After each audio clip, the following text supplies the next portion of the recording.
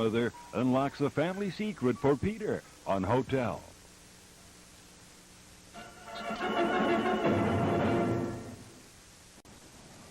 Hey, Mr. Belvedere, what's pyridoxine hydrochloride?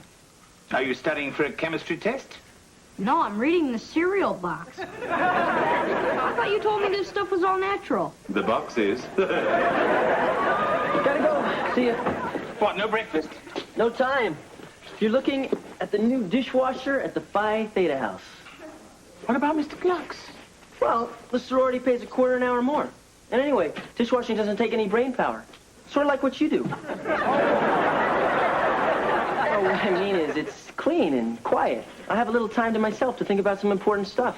Maybe even plan my future. And the fact that you'll be surrounded by gorgeous co-eds has nothing to do with your decision? Not this time. The only hot water I'll be in will have dishes in it. Good morning. Good morning. How was the big country club dance? Oh, great. After the first dance, George cut out to the caddy shack for some 5-card stud. And when I won with a pair of threes, Stinky Pettigrew kicked me in the slats. What were you doing all that time, Mom? Being a wallflower. Hey, you could have danced with somebody else. I did. Dr. Green finally took me for a Mercy Foxtrot. Well, what was I supposed to do? I'm a lousy dancer. Hey, maybe you guys could take lessons. Oh, I'd love to, honey, but I don't think the Cincinnati kid would go for it. Hey, come on, Marsh. I'm no good at dancing, and besides, you can't make me. Oh, that's a mature attitude. I don't understand you, George. Dancing is one of the most intimate forms of human contact. I guess you've never been high-sticked in a hockey game. Couldn't you go by yourself? I mean, maybe the dancing school could get you a partner. No, I feel funny about that. Why don't you take Mr. Belvedere? He's always bragging about how he can do everything. I don't think so. Hey, if it's a question of a couple of bucks, I could... Really, George? Mrs. Owens doesn't need a paid escort. Why, any man would be proud to take dance lessons with her. Would you? I'd be delighted. Hey, thanks, big guy. I appreciate that. All right! It's flower that And you don't go until all the dishes are dry and put in cabinets.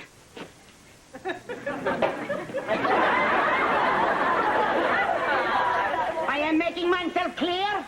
Jawohl. I mean, yeah. I mean, yes, ma'am. I am head cook here. These girls depend on me to sustain life. My kitchen must be clean, like operating room. Gotcha. The dishes must be washed in water, 200 degrees, no less. Hot water. And dishes must be dry like Sahara Desert, no streaks. You'll be able to see yourself in them. Good. I go now. But last and most useful information. If I catch you mixing up with any of the girls, I will tear your ear off and I will throw it over there. Look, you don't have to worry about me. All I want to do is wash some dishes. Did you go to the game? No, I stayed here and studied. Somebody has to keep the grades up in this place. Emily, you are so unbelievably prosaic. So, you must be the new dishwasher. Yeah, I'm Kevin. I'm Cindy. I'm a cheerleader. Hello, I guess. Kevin, huh? Yeah. Listen, I really can't be talking to you guys because Madam Schildkraut said... Kevin, one more thing. Oh, hi, listen, I wasn't mixing up with any of the girls. They just brought in their dishes. Ladies, this is not the Berlin Zoo. Please stop staring and return to your rooms.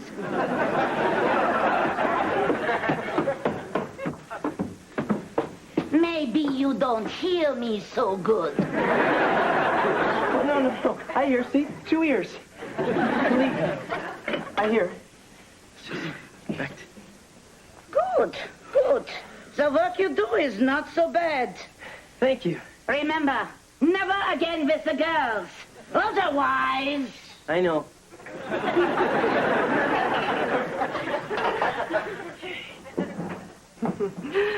You've got a nice butt. What? your rear end. It's cute. In a sort of middle-class, bourgeois, Republican kind of way. I took my first dishwasher when I was 16. I was attending Swiss boarding school, and I sort of wandered into the scullery.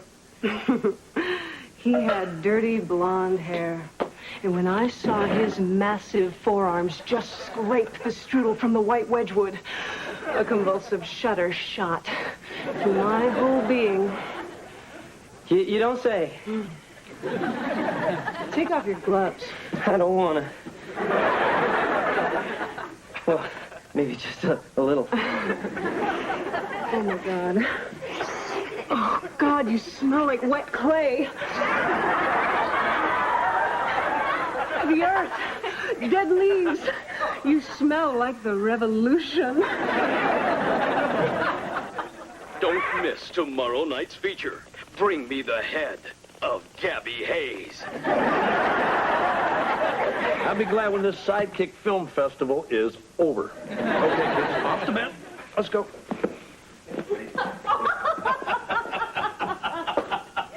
Hey, guys. So, how'd your first dance lesson go? Oh, George, it was so much fun.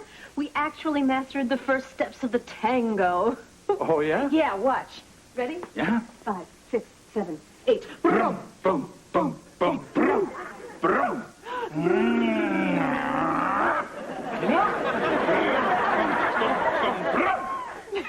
Well, what do you think?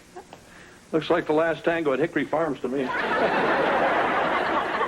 I had fun. Actually, so did I. How about another turn around the living room? Delighted. 5, 6, 7, 8. Boom, boom, boom, boom, boom, boom. Boom, boom, boom, boom, boom.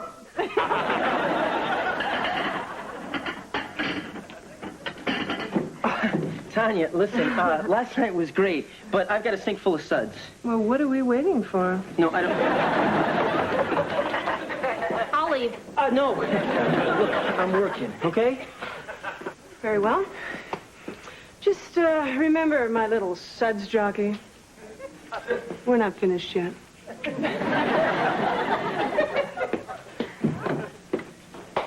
So, how's it going? Emily.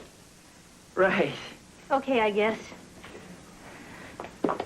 You know why I'm here, don't you? Oh. In the sorority, I mean. I really don't belong here.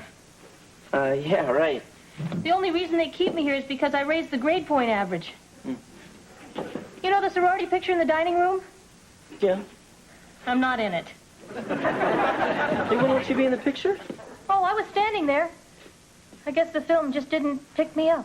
Hi, I'm Cindy. I'm a cheerleader. I think you mentioned that. I see you two have a lot to talk about. You're not going to believe this. You're right. I just had a horrible fight with my boyfriend, Stanley. Oh, well, I'm sorry to hear that. Well, what I want to know is, should I keep his leather sweater, or should I just take it off right now? I will, you know. Recipe of the month, chocolate soup. Morning. Whoa, morning, George. We could have used you in class last night when they were teaching the swim. Now I gotta go to work. The fly casting expert drowned, so I'm the in-studio guest on Crop Fishing. Hi, everybody. Good morning. See ya. Bye, honey. So, what's for breakfast? Your mother's favorite, the Belvedere dip. You guys mind we eat in this room? I'll make sure the dinner's early tonight so we won't be late for class. You guys are going out again? You bet. Tonight we learn the final steps of the cha-cha. Oh, I gotta run. Oh, don't forget your lunch, Marsha. Oh, thanks, Lynn. Cha-cha, cha-cha-cha. Marcia? Lynn? Nah.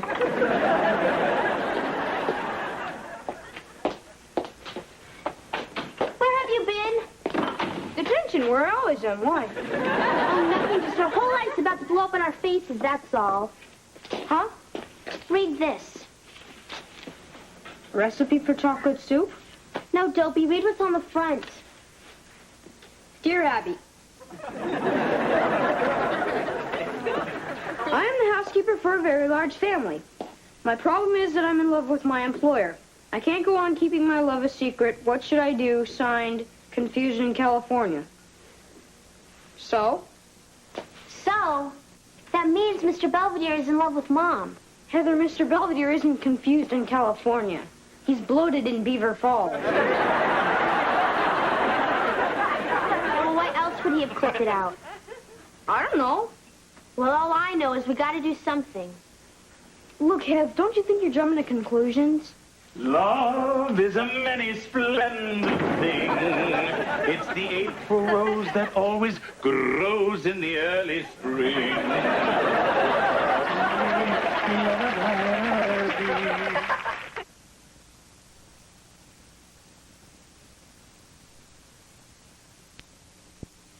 I can't believe this is happening. I will not go to the wedding. They can't make me. What wedding?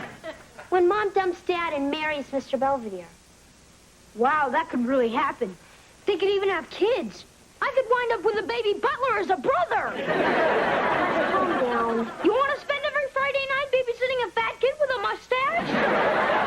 Oh, you're right. We gotta stop this thing. How? We gotta make Mom fall in love with Dad again and fix it so she doesn't like Mr. Belvedere.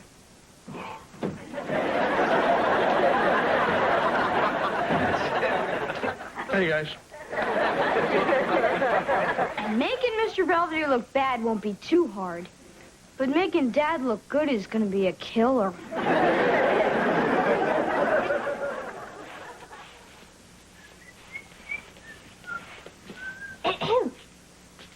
Oh, hi. Emily, got a minute?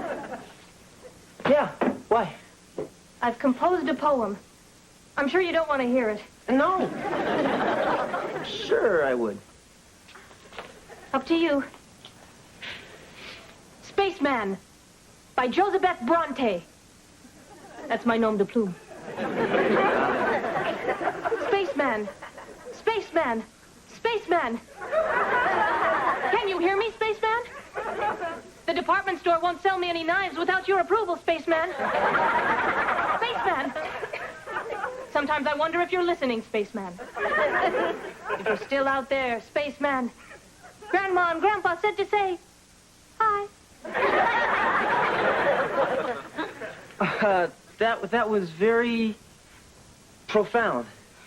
I'm gonna kill myself. Not on my floor. I gave Stanley back his letter sweater, and now he says if I break up with him, he's gonna tell the whole football team that I'm easy. Sonny, just tell him to go take a hike. Oh, God, you're deep.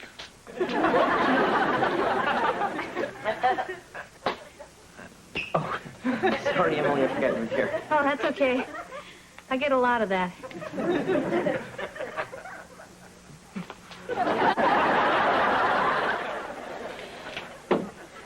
You sure Mr. Belvedere won't be back until real late? Yeah, I just sent him out for a pound of gummy kittens. Of course, there's no such thing as gummy kittens.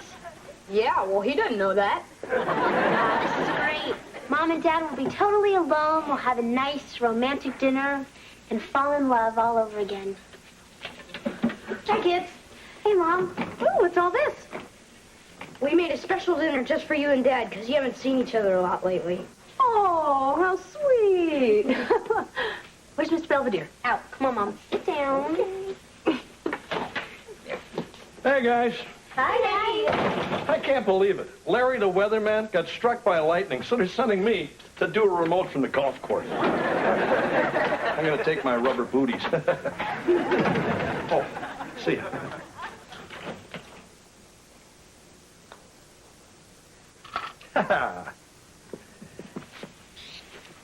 Hey, what are you doing, Wes? Nothing. I-beam cologne, guaranteed to drive women up a skyscraper. It's just when you tucked me in last night, your neck smelled a little off. George, guess what? They're having a ballroom dance competition in Harrisburg, and the class has elected Lynn and me to represent Beaver Falls. Hey, that's terrific. Yeah, Well, if we go, we'd have to stay overnight. Is that okay? It's fine with me. Oh, thanks, honey. You know, if you shared a room, you'd save money. Fine, then we're off tomorrow to Harrisburg. No! You can't. Mom was supposed to take us both to get root canals. Oh, don't worry, I'll have her back by next month.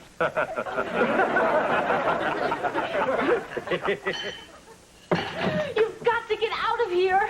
Tell me about it. I told Stanley to take a hike, just like you said. Now he said he's going to come over here and make mincemeat out of you. Which is really strange because Stanley's a vegetarian. But I think that you should probably run anyway. Cindy, will you get out of here? Yes, Cindy, please leave now. So, my little bubble meister, you've been avoiding me.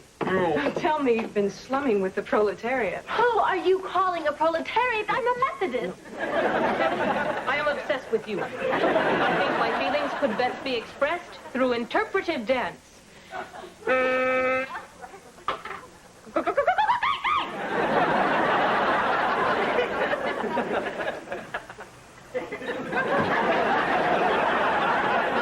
Tanya, I said no. Just leave me alone. Let's talk about Who are you telling to take a hike? Oh, God! I'm going to take you downtown and dress you like a rabbit. I thought you were going to make mincemeat of me. You told. All right, hold it. Get away from me, you stupid pig animal. Emily, stop doing that. Tanya, you can take your phony socialism and your hyper hormones and stick them in a Siberian rat hole. And Cindy, you already said that! You are all sick. You're selfish, and you're demented. And Emily, you can't write and you can't dance. But you're smarter than all these people. And you have a soul. But you let them push you around. Now either push back or get the hell out of here. Thank you. I will. You've all got serious problems. Now all I know is I'm not the solution. I've had it. Now, get out of my kitchen. Ich weiß nicht, du kleiner Dummkopf. I'm gonna tear your ear off. And as for you, Brunhilde, why don't you just climb back in your bunker? No, I never talk to Madame Schulkrat in such a tone. Well, it's about time somebody did. Yes, it is. I want more. You will talk more in the same, yeah? Oh, my dishwasher. Oh, for you, I will take off my hair. No! It's my dishwasher. Well, we're off to Harrisburg. Hey, you guys look dynamite. Dad looks nice, too. Well, have a good time. Break a leg. Mom, Dad, this may not be the time to tell you this, but I found out today that I'm pregnant. What? And I decided to become a rabbi. All right, you two. What's going on around here? Now, you guys been acting pretty squirrely lately. What do you mean? I mean, yesterday you said you were coming down with smallpox. Yes, and this morning I found all my underwear tied together in knots. It's a science project. We're trying to make the equator. It would seem someone doesn't want us to go to Harrisburg. Why not? Because you and Mr. Belvedere are going out to have an affair, and Dad's too dumb to see it. Kind of not. See what? Then Mom and Mr. Belvedere are falling in love.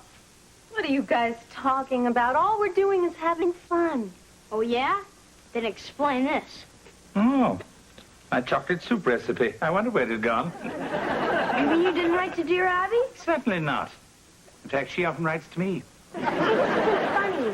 Mom, you and Dad never spend any time together anymore. You're always out every night dancing with Mr. Belvedere. And, Dad, can't you see what could happen? Huh? Come on, Dad, look at her. She's young-ish. She's blonde-ish.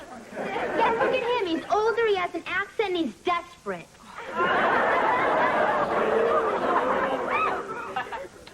Look, nothing has ever happened between me and your mother.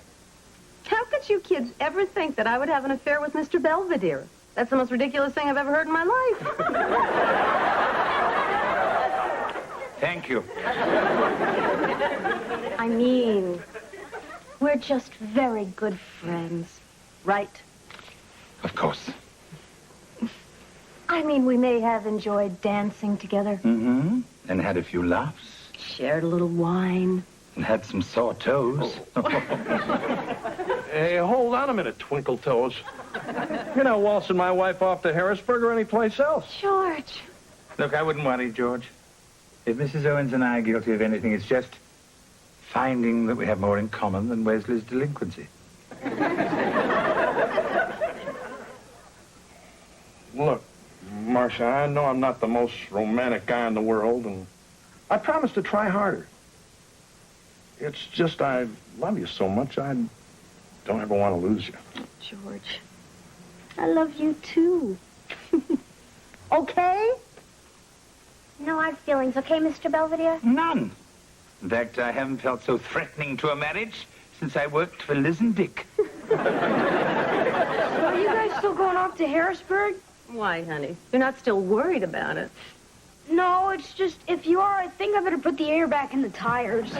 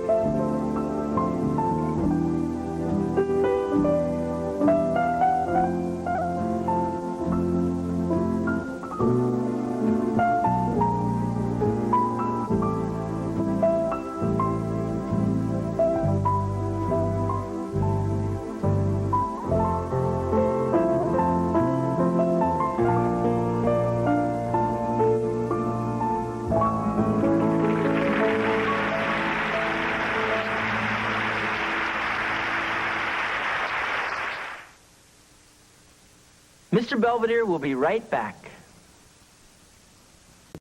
Kevin has returned to Mr. Clucks and has even been promoted to manager in charge of neck roasting.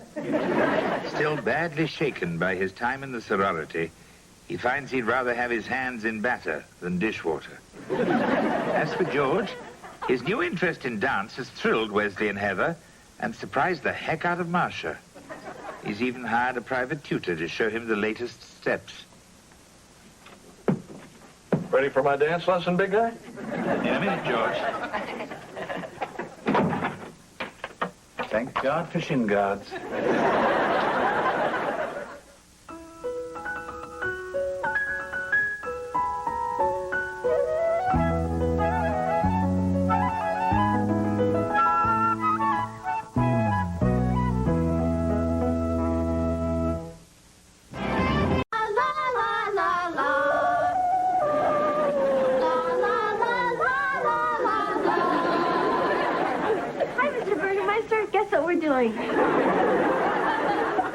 Making my ears bleed? Aunt and I are going out for spring chorus at school. Oh. Yeah, it's supposed to be real interesting. You learn a lot about music theory, harmonic method. And the best part is, you get excused from gym. Maybe I'm old-fashioned, but to join a chorus, don't you have to be able to sing? Oh, no, it's school policy. If you show up, they have to take you. Oh, well, in that case, you two will stand a very good chance. La, la, la, la, la, la, la.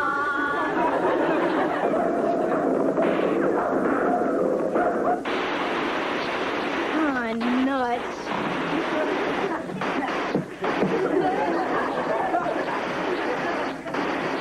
Stupid thing.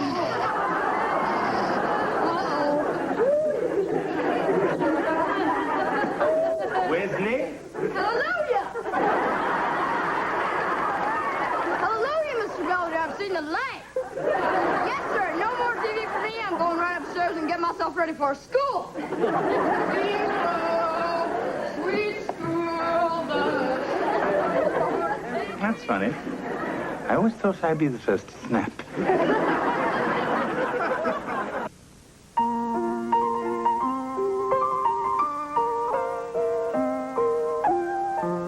Streaks on the china never mattered before. Who cares when you drop kick your jacket as you came through the door, no one glared. According to our new rival, life is more than mere survival, and we just might live the good life yet.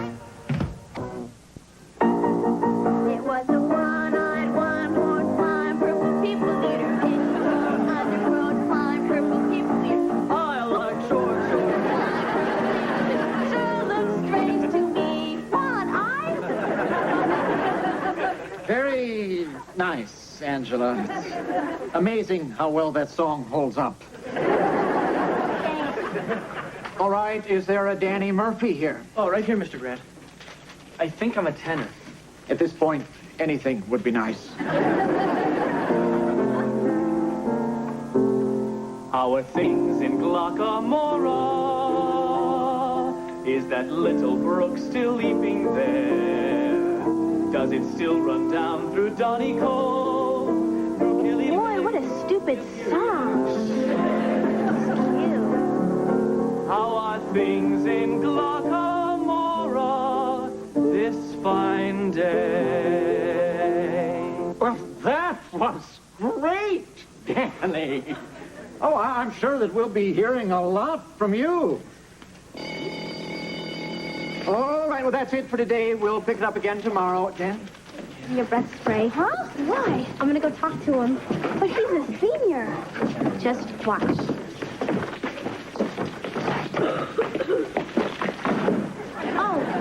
Sorry, I wasn't looking where I was going. No, that's okay, that's okay. Anyway, I really liked your singing. Oh, thanks. You were really good, too. Well, I haven't sung anything yet. Oh, I'm sorry. I was just being polite. I was raised that way. Oh, excuse me. No, please, that's okay. You don't have to do this. Oh, yes, I do. I was raised that way, too. Oh, thanks. Sure. Anyway, I was just going to go over to the water fountain. Do you want to come? Hey, they have a great water fountain at the Cinemaplex at the mall. Maybe we could go there. Say tomorrow night around 8? Huh? Oh, sure. Great. That'll be fine. Danny? Yeah? Don't you want to know where I live? Oh, yeah. I guess you better tell me your name, too. Come on, Dad. We're missing half the game. I know. Watch out, Dad. You're going to break it. Here we go, sports fans. Forget it, Belvedere. TV's broken. Really? My prayers have been answered. Great. What are we going to do about the game? Who cares about the game? Pee-wee's Playhouse is on tomorrow. Hey, that's right. Come on, guys. We're going down to Looney Louie's and get us a new one. All right. You to do what? Television. Well, apparently old Nellie here is on the fritz. Well, why can't we just get it fixed? Are you kidding? The last time it was in the shop, we didn't get it back for 2 days. Yes, I remember. That was when you sat in front of the clothes dryer, watching your shorts spin. So what are you supposed to do when the TV's broken? Oh, several things come to mind. Reading a book, trying a new hobby, or perhaps even engaging in the simple art of conversation. Nah. Maybe Mr. Belvedere has a point. I mean, we hardly ever talk to each other anymore. All we ever do is sit in front of that box. Well, so? So maybe we could live without it for a few days. Well, what's so funny? Nothing. I was just trying to picture all you boobs without the tube, so to speak. Oh, yeah? Well, I'll bet we can live without that thing just as long as you can. Uh-huh. A month. Maybe even more. Huh? You're on. Say $50. Fine. Come on, Marsh. Let's go upstairs. Oh, okay. Hey, what about us? What are we supposed to do? Get your own hobby. I'm home. Oh, I guess everybody went to bed. Come on in.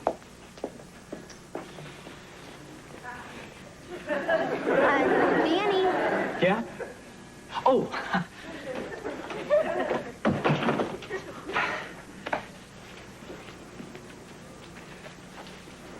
Well, I gotta go. Huh? Danny, are you okay? Oh, look, Heather, there's something I gotta tell you that I really should have told you before. Oh, that's okay. There's somebody you like better, right? Well, sort of. I'm going to be a priest. You are?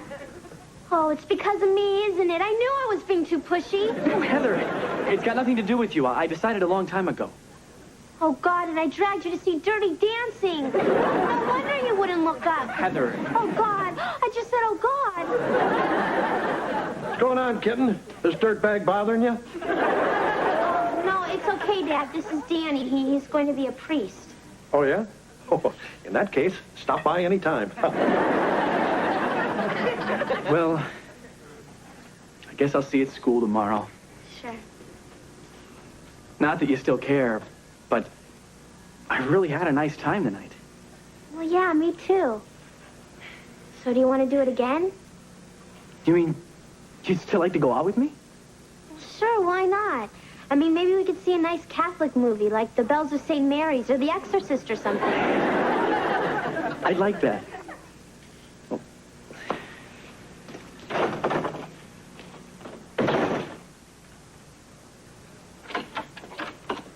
Hey, Mr. Belvedere, I'm home. Hello, Wesley. So, want to hear about my day at school? Not at all. Well, I'd like to hear about your day. Sweep anything interesting under the rug? Wesley, what are you doing? Talking.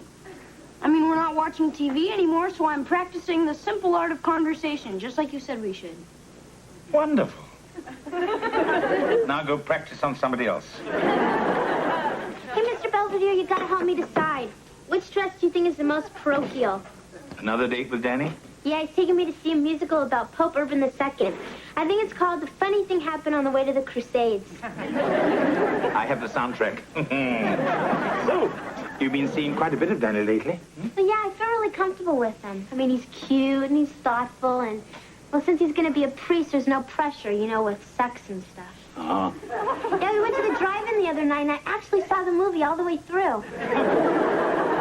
Congratulations. Well, I'm gonna take a shower, so let me know what you think. Mm-hmm.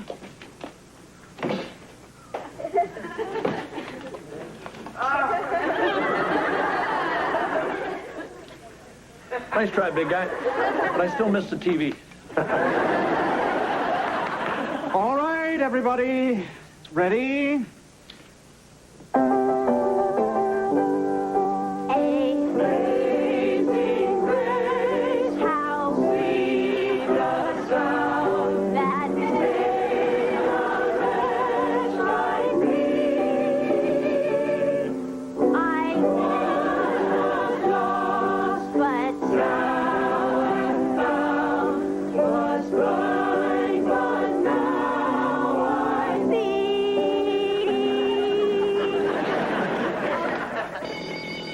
Very nice, people, and you too, Angela. All right, I'll see you all tomorrow. Great. Hey, Heather. Can I talk to you for a minute in private? Oh, sure. I'll see you later, Ange. That's okay. I really shouldn't talk anyways. Mr. Grant says I have to pamper my throat. So what's up? Nothing. It's just grad night's coming up next week, and there's going to be all sorts of parties and stuff, and I just thought it would be nice if we could go together. Oh, sure. That'd be great. Oh, yeah. Since it's going to be my last big night out, you know, before I enter the seminary and become a priest, I also thought it would be nice if we could sleep together, too. Huh? See you.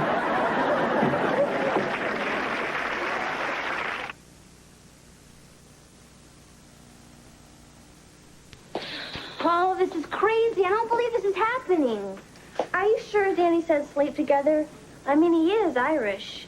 Maybe he meant weep together. Oh, this is all my fault. I mean, there he was, a nice little monk, until Heather the Hussy comes along and leads him into temptation. I might as well just offered him an apple. You mean he forgot his lunch, too? Oh, that's it. Forget it. I'm not going to do it. I mean, we're not ready, and I'm too young. And besides, he's going to be a priest. That's true. On the other hand, I do care about him a lot, and when he's locked away in some monastery on some mountaintop, he may never ever have a chance like this again. I mean, in his whole life on this entire mixed-up planet, I could be his one and only love. That's true, too. Well, when he comes over tonight, what am I going to tell him? Beats me. Oh, thanks, Angie. You're a great big help. Sure. And if you need any more advice, just give me a call. See you, Mr. Bunny Hopper. Simon says put your hands up in the air. Simon says put them down.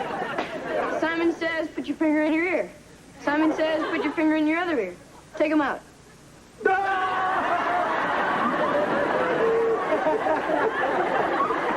Ha-ha, Mr. Belvedere, you're out. I didn't say Simon says. Oh, phooey.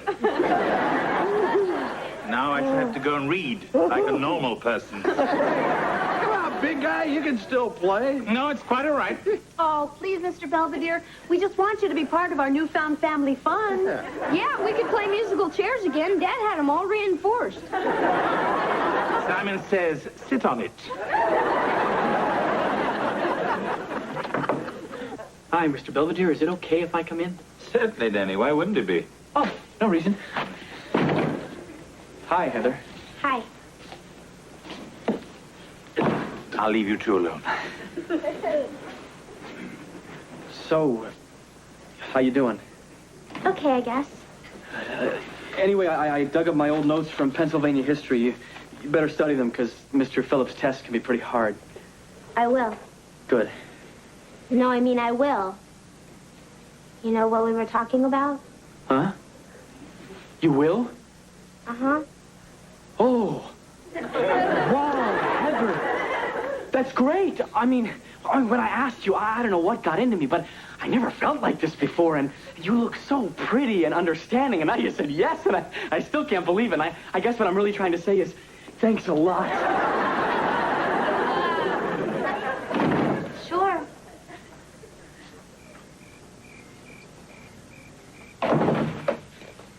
Oh, Heather. Oh, hello, Mr. Belvedere. Everybody's looking for you. Yes, I know. That's why I'm hiding out here. So, are you excited about tonight? Huh? Well, I mean, going out on grad night.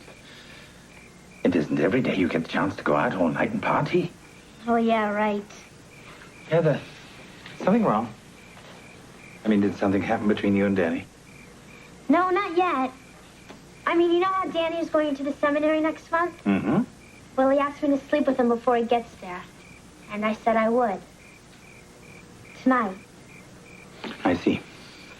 Hey, look, I know what you're thinking. It's wrong and it's stupid, and we'll probably live to regret it the rest of our miserable lives. But that's no reason not to, and I don't care what you say. You're not going to stop us. Well, then. May I ask one small question? Sure. This graduation present of yours to Danny, where do you intend to unwrap it? We're not sure. Why? Well, look, I don't approve at all of what you're doing, but if you insist on doing it, at least make it someplace with charm and dignity. And not the no-tell motel. Oh, yeah? Like where? As it happens, I have just the place.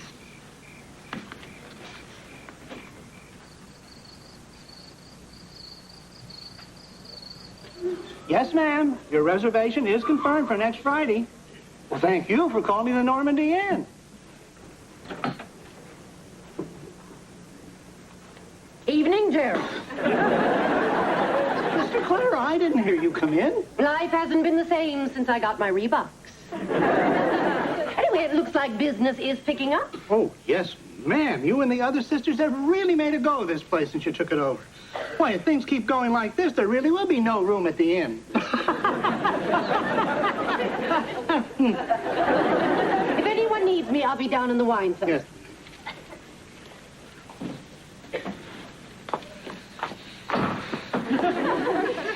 Danny, what are we doing? We look ridiculous. I already told you. They'll never give us a room unless we look older. We don't look old. We look stupid. Just remember, we're the Petersons from Patterson. I thought we were the Pattersons from Peterson. Oh, just let me handle this.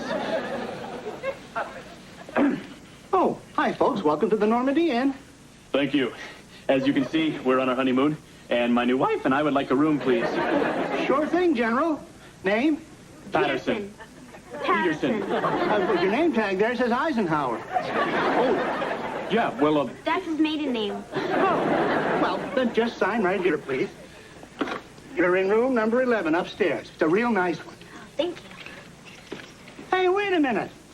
Don't you folks have any luggage? We don't need any. we're wearing our pajamas under these. Good night.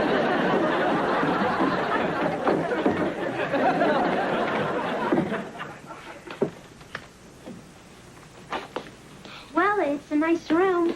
Yeah. Hey, look in the moonlight. There's a real pretty view of the vineyard. Oh, look, they have a chapel out there, too. I guess they use that for weddings and stuff. Maybe we should have gotten married there. Danny, are you okay? Oh, yeah. Yeah, it's just a little stuffy in here, that's all. Well, why don't you take off your coat? Yeah, good idea.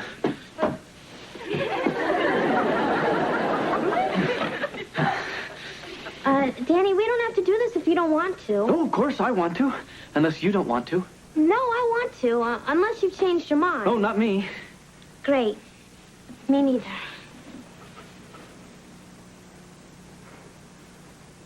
Who is it? It's a gift from the garden. Huh?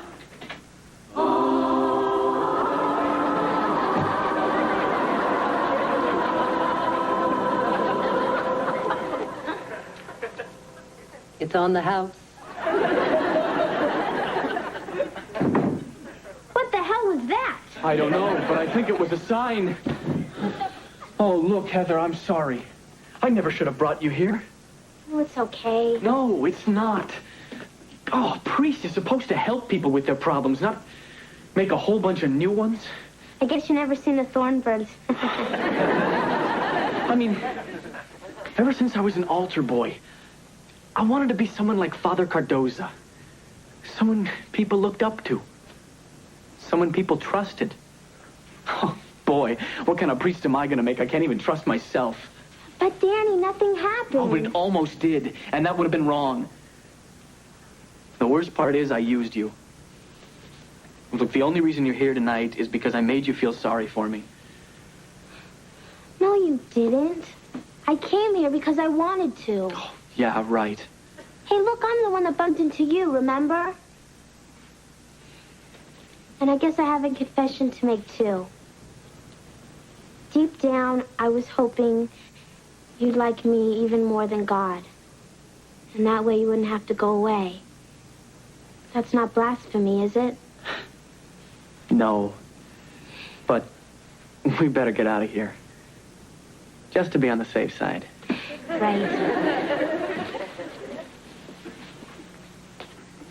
You know, someday you're going to make someone a beautiful bride. Maybe I'll even get to marry you. I mean, you know what I mean. Yeah, I do.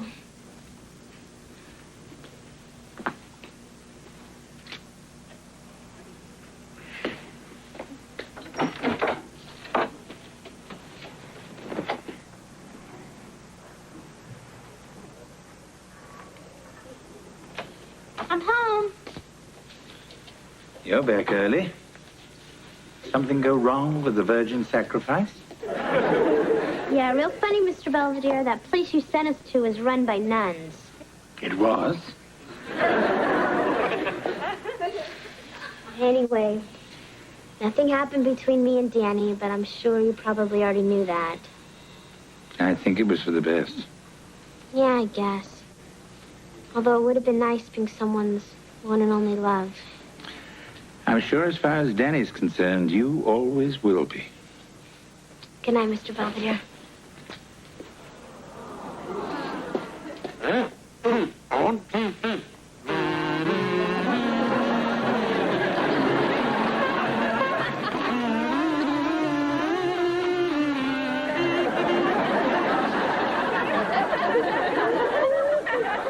All right, family. I surrender. I know when I'm licked. What are you talking about, Mr. Belvedere? Simply by depriving you of your television set, I've deprived myself of my sanity. This time, this relentless family hour came to a stop. So what'd you do, Mr. Belvedere? Get the old set fixed? No, Wesley, something better. Wheel it in, boys. Oh, right. This is great, Mr. Belvedere. Yeah, the screen's so big we can even see around you. Hey, big guy, you didn't have to do this. Oh, yes, I did. And with any luck, you'll never stop sitting in front of it. Excuse me.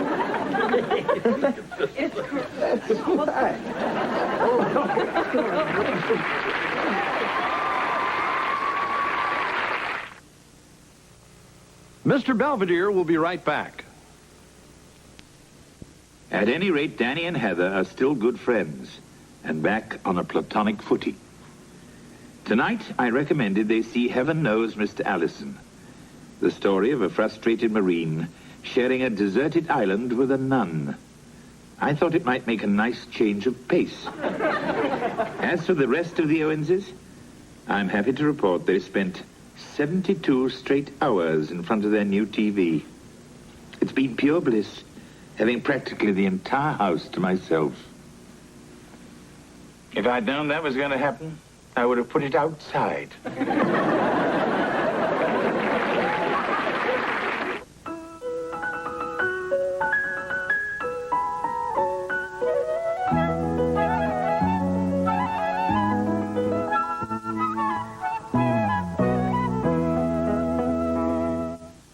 All of us from head of the class would like to wish you all the best and a happy holiday.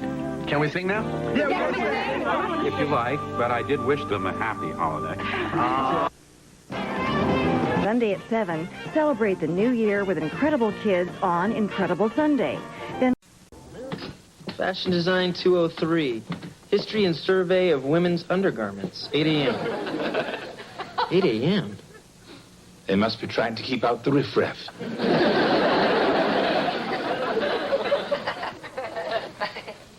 Mr. Belvedere, there were a dozen cupcakes in here this morning. What happened? Lunch. Oh, I'm totally bummed out. What's wrong? I have to kill and dissect a frog for biology. Ugh. All right! What kind of knife are you going to use? You know how Snaggle and I take a salamander apart? We like to use an X-Acto 507. It's a precision instrument, so you get a lot less gushy stuff squirting in your face. It's just there's a happy little frog hopping around. His name is Travis, croaking love songs to his little frog girlfriend. And then he meets me. The next thing he knows, he's spread-eagled in a cake pan, spraying frog guts all over Mr. Sorokin's biology class.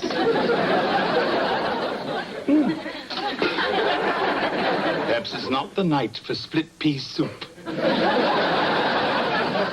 That's it, George. That's the last time I go shopping with you. Oh, come on, Mark, lighten up. Did you really think you could sneak through the 10 items or less line with 12 items? At least I didn't flirt with the meat man to get more giblets. Hi, guys. Hi, honey. Hey. Oh, how are you coming with your class schedule? Scuba diving, co-ed volleyball, discussion of current magazines. Kev, you going to college or Club Med? Take it easy, Dad. I'm still finding myself. Could have found Jimmy Hoffa by now. Okay. Trouble in paradise? Just don't understand. The search for self embraces many forms. Frankly, Kevin, if you would embrace a few less forms, your mind might be much clearer for your studies. My mind might be clearer, but my complexion wouldn't.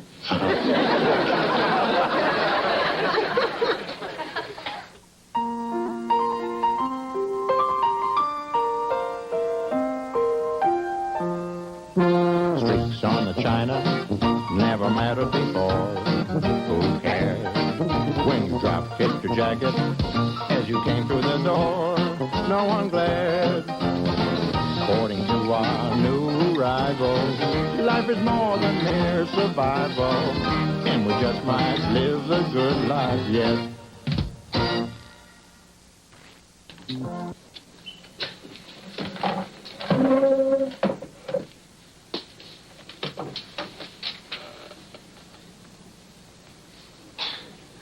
What are you doing?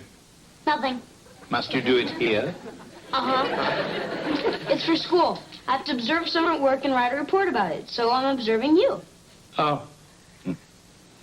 Wouldn't you rather observe a fireman or a policeman? I would, but I'm wanted by both. Good point. Well, you haven't written anything yet. You haven't done anything yet. Mr. Belvedere, could you iron this for me, please? Kick pleats are murder. Oh, now, really, Heather, I'm not your personal valet. We agreed that you were old enough now to... Ah, very well. Oh, thank you. And while you're at it, please be sure to note, I don't do windows.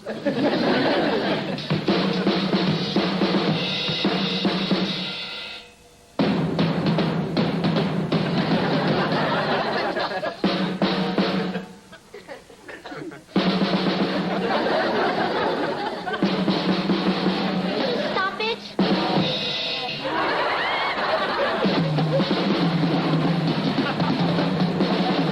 Hey, Kev, what's up? Hey, Dad. Listen, I've been thinking about school and I came up with a plan. Oh, yeah, what? I'm gonna be a drum major. You mean the guy that wears the big hat and leads the band at halftime? No, Dad. I'm gonna major in music so I can be a professional drummer. But drumming isn't a real profession. It's sort of like a hobby. How can you say that? Well, she's heard you play. It's just that we wanted you to go into something with a future, something secure. Well, drumming is pretty secure. Oh, come on, Kevin. Do you really want to spend the rest of your life in a seedy bar playing Night Train for strippers? How did you know about Night Train? Aunt Millie at our wedding reception. Oh, yeah. Look, you know, there are other kinds of music. What about the Pittsburgh Symphony? What about the Salvation Army? Look, will you guys just give me a break? Hey, mister, don't you use that tone with us. Now, your dad and I are shelling out big bucks for you to go to college, and you're jerking our chains. God, you're cute when you cuss. No, I mean it. I would have killed for the opportunity he's just throwing away. Hey, I'm not throwing anything away, Mom. I just don't know what I want to be. Well, you better figure it out and be damn quick about it. That woman's a pistol when she gets mad. You understand, don't you, Dad? Ah, sure I understand. I mean, when I was your age, I wanted to be a professional ball player. What happened? Nobody wanted me. Between you and me, I think it was a racial thing.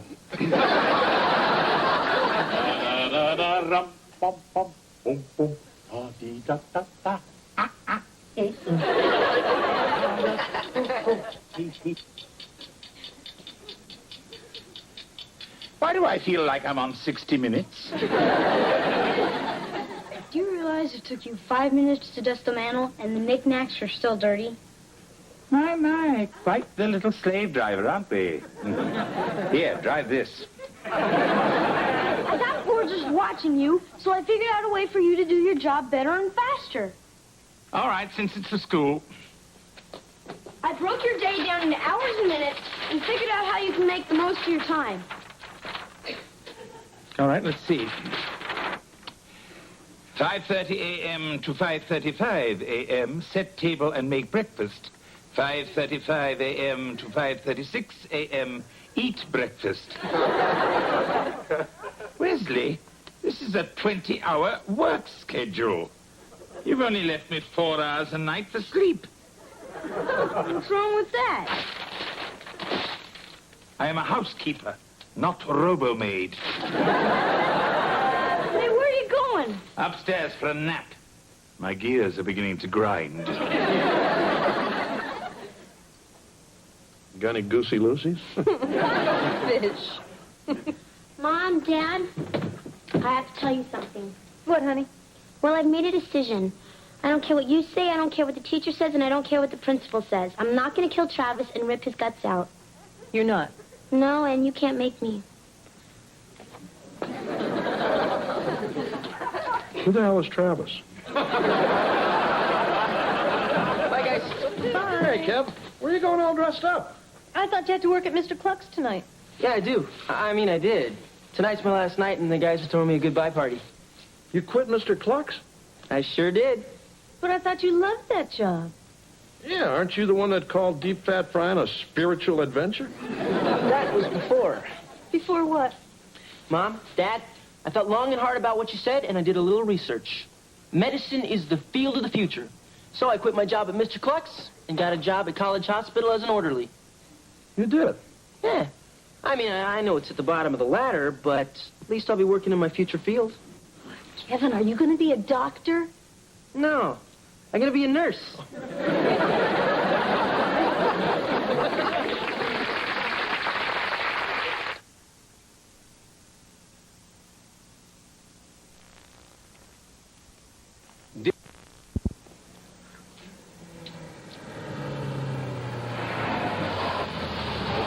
He's home. All right. Now, don't say anything about nursing. You let him bring it up. Yeah, right. Hey, Kev. Hey. So how was the party? Oh, great. As a going-away gift, they gave me a Mr. Cluck's watch. See, the little beak goes around. Very elegant. So, Kev, you rushed out of here so quickly, we really didn't get a chance to talk. About what? Oh, I don't know. Sports, movies, you being a nurse. Yeah, isn't it great? I mean, people always need medical help, and I'll be able to find a job anywhere in the world. Yeah, well, there's crime all over the world. You could be a cop. Yeah. Or a fireman. They help people, and they even get to take their dogs to work. What's wrong with being a nurse? Oh, nothing really, honey. It's just that we've never heard you talk like this before. Well, that's because you've never made me figure out my future before. Thanks, Mom. Thanks, Mom.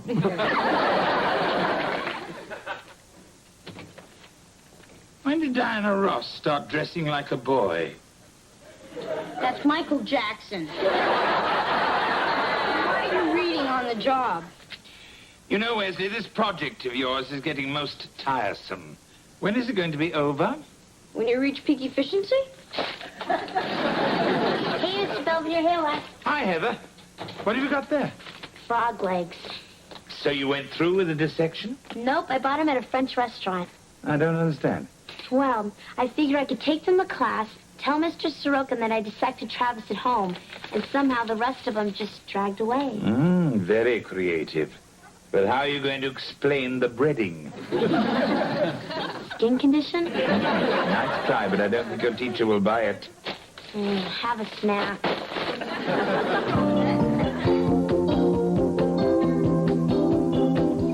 So the pig says to the brain surgeon, I won him in a raffle. Well, Mr. Owens, entertaining the truth. No, Nurse Hawkins. Mr. Owens, I realize you're here to learn about nursing, but you can't absorb it through personal contact. Yes, ma'am. Tell me, why hasn't the East Wing floor been mopped? It has. Well, Mr. Donchi in 312 didn't quite make it down the hall and unmopped it. Do it again. Okay. Has the cafeteria trash been emptied? That was next on my list. Or the linen cart taken to the basement? Right. Mr. Owens, the needs of a hospital don't slow down for the needs of your hormones. Now get cracking or get another job. Sir.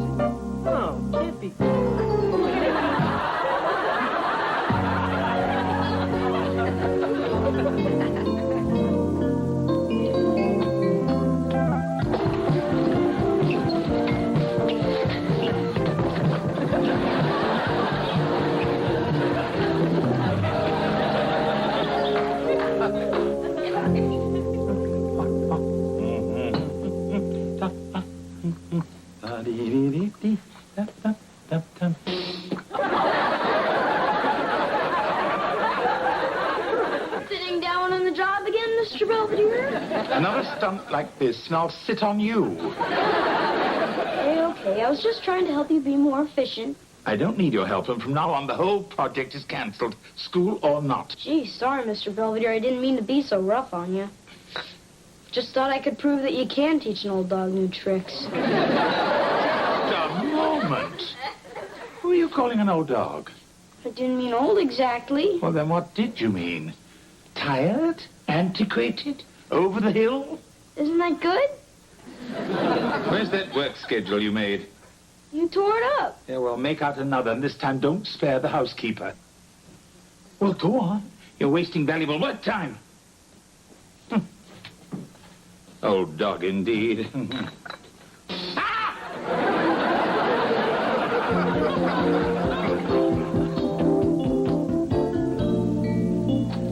Owens, there you are. Miss Hawkins, here I am. I've been looking for you. A delivery of fresh linens is here. I want you to unpack them and put them away. I did, a half hour ago. Good. Then you're free to go to the west corridor. Mop it down and re-wax it. Done. Oh. Well, there's still 30 minutes before the end of your shift. You could go to the third floor waiting room. Change the bottle in the water cooler. I did that during my lunch. Ah, I see. Very well. Carry on. I'd love to. But I don't have time.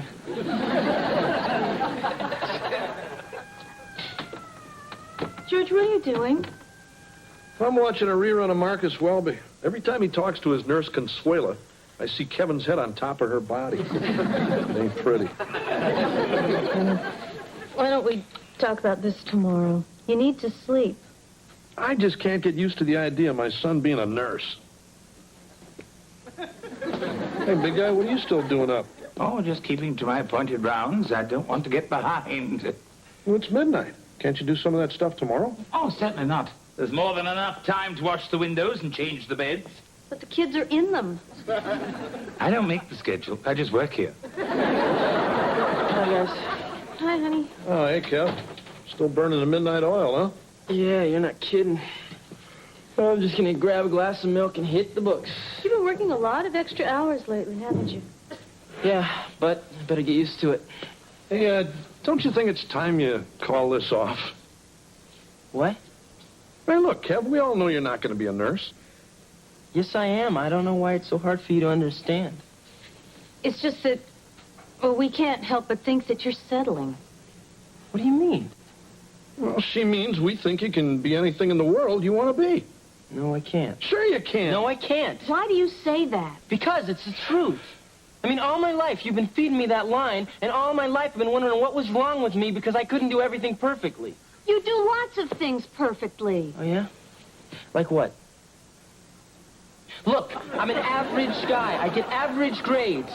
Well, nursing is something that's better than average. It's honest and it's decent, and whether you like it or not, that's what I'm going to do. I think we handled that well.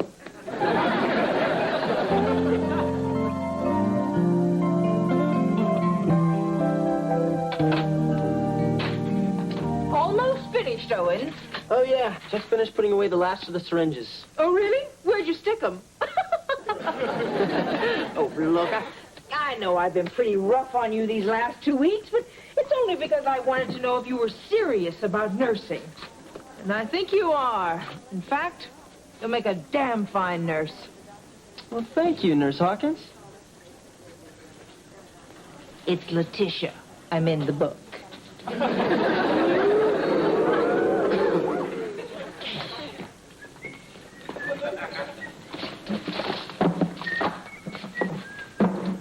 Nurse Owens, I presume? Oh, hi, Miss Belvedere. What are you doing here? My gout. I'm afraid trying to keep up with Wesley has brought on an attack. Oh, that's too bad. Well, here, sit down. Hmm. Hey, you know, if you elevate that foot, it'll relieve some of the pressure. Thank you.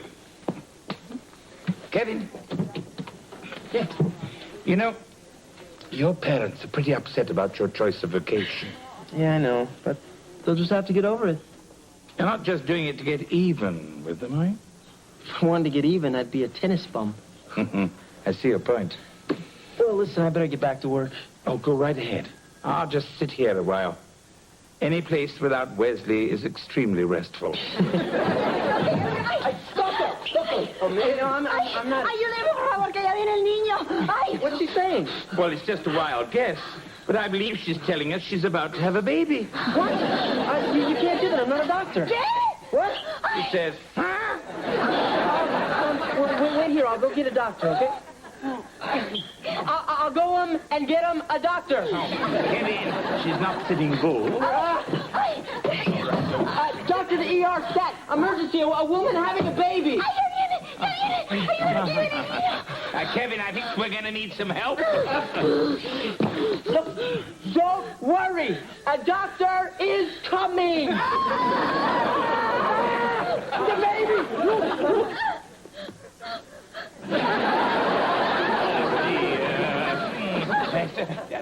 No, not him! Her!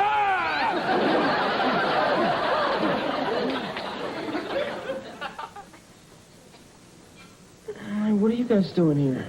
What happened? Hey, you hit your head when you passed out. Oh, great. Yeah, we hear you saw a lady have a baby. No, I saw a lady about to have a baby. Then I saw linoleum. Is everything okay? Yeah, I guess Belvedere had pretty much delivered the baby by the time the doctor got there. Yeah, and the lady was so grateful, she named her son Belvedere. Well, I better get back to work. No. You're, pretty serious about this, aren't you? Yeah. Then we're with you all the way. Huh? Well, it's just we thought about it, and we finally realized that we've been trying to get you to do stuff we wanted you to do. The thing is, we know how tough it is out there, so if we get a little carried away, it's just because we love you. Thanks, Mom. So if you want to be a nurse, it's okay with us. In fact, we don't even care if you want to become an Avon lady. Or a fuller brush man. You know what I mean. Splendid. Now that we've got Kevin's future settled, could we all get some sleep? Oh, Miss Belvedere, how you doing? Not half as well as I'll be doing after visiting hours are over. Okay. We don't have to have a hospital fall on us. Come on, Marsh, let's get the car. Night, Dad. Mr. Belvedere, would it be okay if the kids said goodbye before we left? No. Absolutely. Delighted to see you. Come over here. How you feeling, Mr. Belvedere? Well, dear, frankly, I felt better. Here, I brought you a present from the vending machine. A Zagnut. How nice. Well, how did everything go in biology class? I got an F. What happened? I tried to set Travis free, except that he got loose in the classroom and started hopping around. Then Angela saw him and freaked. She tripped over a desk, fell on him, and squashed him. Did Angela get an F, too? No, she managed to scrape enough of Travis off of her jacket to get a C. Oh. Well, I better get going. You take care of yourself, Mr. Belvedere. Thank you, dear. Look, I'm sorry you're in here. I guess it's all my fault. Oh, nonsense. It's my fault entirely. I shouldn't have tried to follow that crazy work schedule. Yeah, that. I'm sorry I cost you a grade by not finishing your school assignment. You didn't cost me anything. Actually, I won $5. Oh, how's that? See, this wasn't really a homework assignment. It was more of a bet that I made with Howie Hefnagel. It was. Howie said that his housekeeper could do more in 24 hours than you could, so I bet him. I wonder if I could commit murder by pleading insanity. You can't get out of bed. You're in one of those hospital gowns. Yeah, well, that makes two of us that better watch our backsides, eh?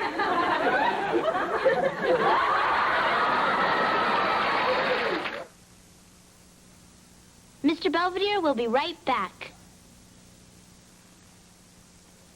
As of this entry, I'm feeling much better. Actually, my gout attack disappeared 2 days ago. A fact I'm in no rush to reveal. As long as George is paying the bills, I might as well get some well-deserved rest. Kevin continues to work in the hospital to see if he's cut out for medicine. George has begun to accept the idea of his son becoming a nurse. Mrs. Owens has not only accepted it, but has begun to hope that Kevin might one day marry a doctor. I think his chances are excellent. After all, there's nothing more attractive than a competent nurse.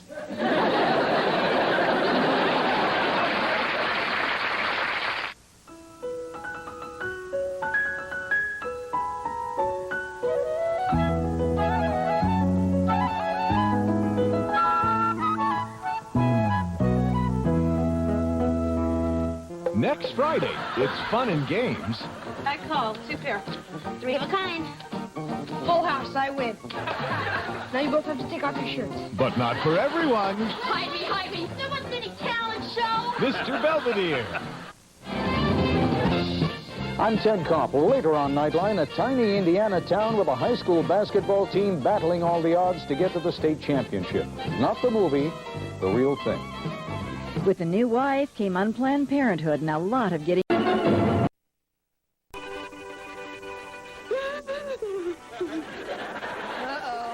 Guess you found out what I did to the school nurse. What, honey? Oh, nothing. You were just crying at the movie. Here you go, Marsh. Dr. Zhivago. Your ma goes a little sappy every time she sees it. Oh, kind of like Mr. Belvedere when he watches Willy Wonka and the Chocolate Factory. It was the first movie Daddy ever took me to. He wanted to be romantic on our first date. Yeah, and anyway, the line was too long for the Dirty Dozen. Hey,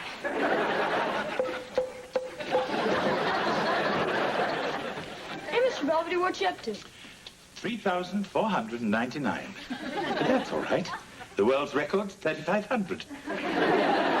That's dumb. You should have done 2 more. Wesley, didn't it ever occur to you that the door was closed for a reason? Because you're dressed like that? I was going to bed. But I'm bored. Mom and Dad are downstairs hogging the TV. Well, there must be something you can do. Why don't you torment your sister? She's at Angela's. Oh. Come on, Mr. Belvedere. Let's play Chinese checkers. We could use peanut M&Ms. Why don't we play Farm and Save My Baby? Then I can drop you from the window. Well, here we are. You sure nobody's home? Oh, no, don't worry, Denise. Everybody went to the movies. We've got the whole place to ourselves.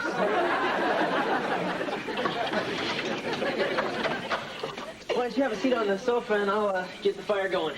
I think these people are going to have to move first. Honey, we weren't expecting you home so early. No kidding. Bye. It was nice meeting you.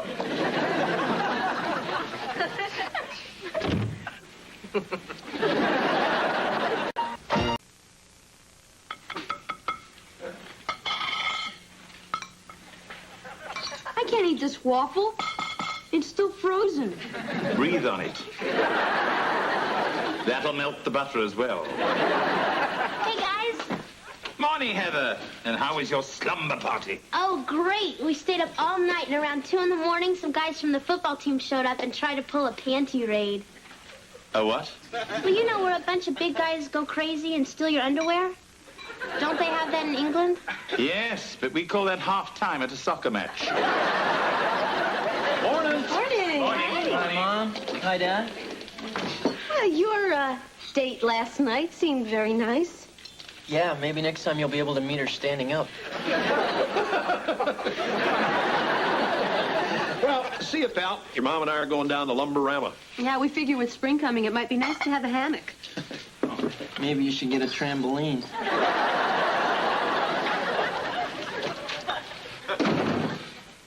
Did I miss something?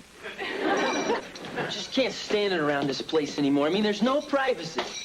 Can't even bring a girl home without someone embarrassing her. Well, if you mean the night my Mambo Club came over... No, it's not just that. It's everything. I feel like I'm suffocating. Well, if you decide to move into the woods, take him with you. Think of something.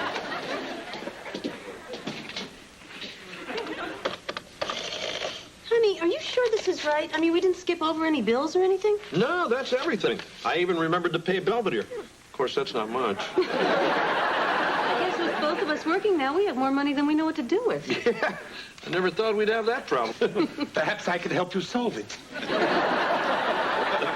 Hey, maybe this is the year we go to Hawaii. Sure. Hey, and when we get there, will you buy me one of those little hula girls? I'm home. Oh, hi, honey. Your dad and I were just doing the bills. Yeah, sure. Yeah. Hey, look, pal, we're sorry about last night. I mean, your mom and I didn't mean to cramp your style. Oh, no, it's okay. Besides, I don't think it's going to be a problem anymore. What do you mean? I've been thinking about maybe moving out. Moving out? Yeah, I'm in college now, and I think it's about time that I have my own apartment. I mean, if it's okay with you guys. Well, if you're sure you can swing it, pal, all right? Yeah, I've got my job at Mr. Cluck's. And besides, I could always get a roommate. I mean, the kid's 19. I know, but it... Well, if he doesn't go now, we might never get rid of him. Fine. Okay, pal, you can start looking. Thanks. I already found one. I move in Tuesday.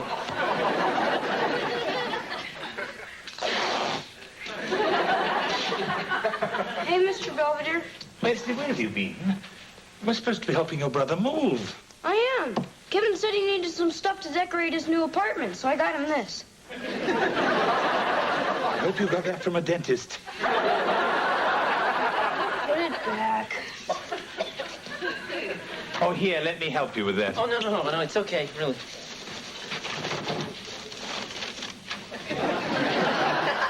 That's Mr. Teddy. How original. Oh, I just thought I'd take him along with me, for old time's sake. Oh, would you like me to pack your baby blanket? It's already in the car.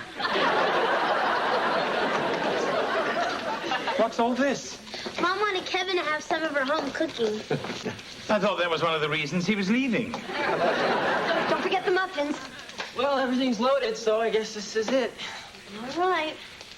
Now remember, I want you to eat right and get plenty of rest. And don't forget to take your Geritol.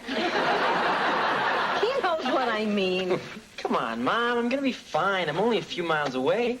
Besides, I'll be back once a week to drop off my laundry. Well, pal, I guess you want to get going. Just remember, if you need us, we're here. Thanks, Dad. And remember, Kev, the only safe sex is no sex. That's what your mom tells me. Well, I'd better get going. Well, good luck, Kevin. Yes. There you go, buddy. Yep. Bye.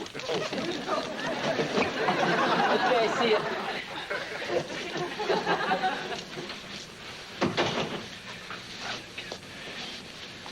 So, how about one of those famous muffins? No, gee, it seems like only yesterday that we were bringing him home from the hospital, and those little booties. Oh, come on, Marsh. Little chubby cheeks. So now that he's gone, can I have his room? What? Well, I'm kind of bored with mine. Hey, hold on, kitten. I mean, your brother's barely out the door. I'm sorry. Of course, now that you mention it, it could make a great TV room for your old pop. Or a nice office for me.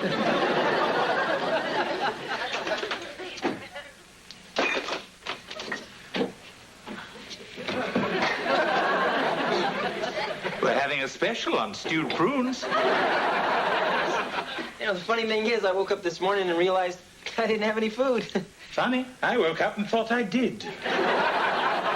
But anyway, I decided I'm going to have to get a roommate to help pay for the rent. Oh? Isn't Mr. Teddy kicking in? So yeah, I'm going to put this ad in the school paper. Handsome sophomore seeks blonde non-smoker to share rent and good times. What do you think? I think if someone named Lars turns up, you're in big trouble. Well, I better get going before Mom sees me and starts crying again. Mm-hmm.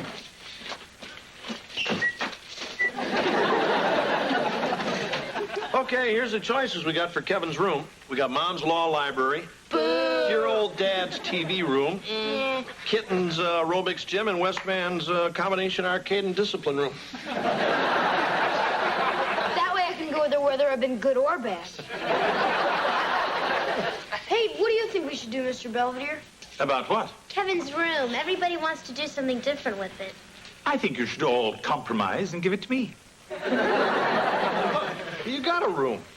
You mean that glorified telephone booth? I can barely turn around in there. It's not the room's fault. I just thought it would be nicer to have a larger room. What with everybody barging in on me all the time. Well, it's no fun if you knock.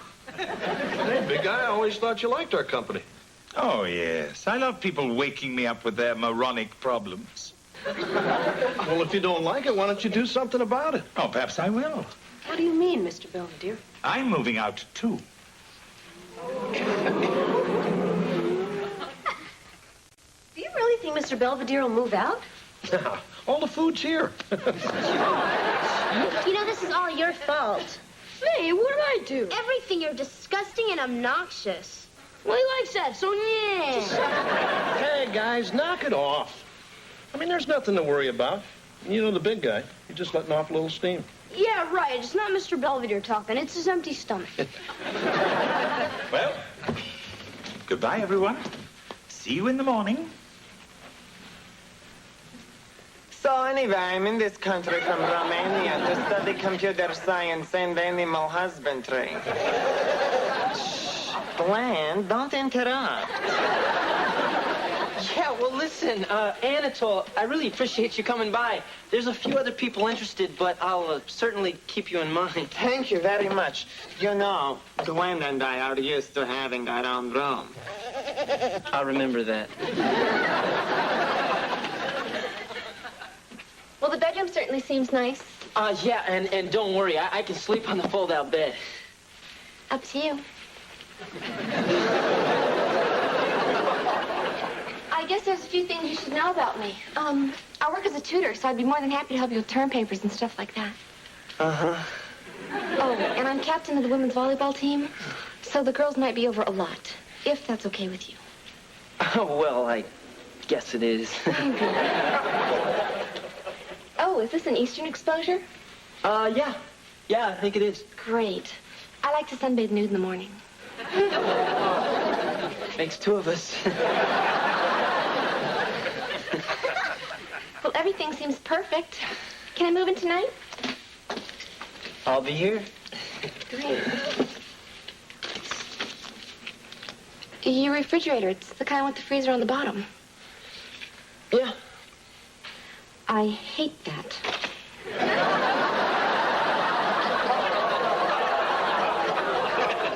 I'm never gonna find anybody.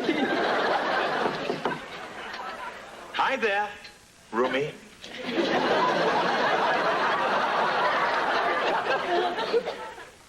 Is this an Eastern exposure?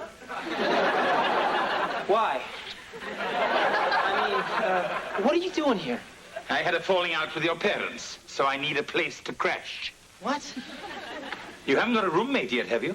Well, I did kind of promise a place to this nice Romanian family. Well, what I mean is, are you really sure you want to do this? I won't be in the way. I still have to report to work at your parents, so all I'll really be doing is sleeping here. All right, let's give it a try. Splendid. Oh, listen, the sofa pulls out into a nice king-size bed. I think it's more comfortable than the one in the bedroom. In that case, you can have it.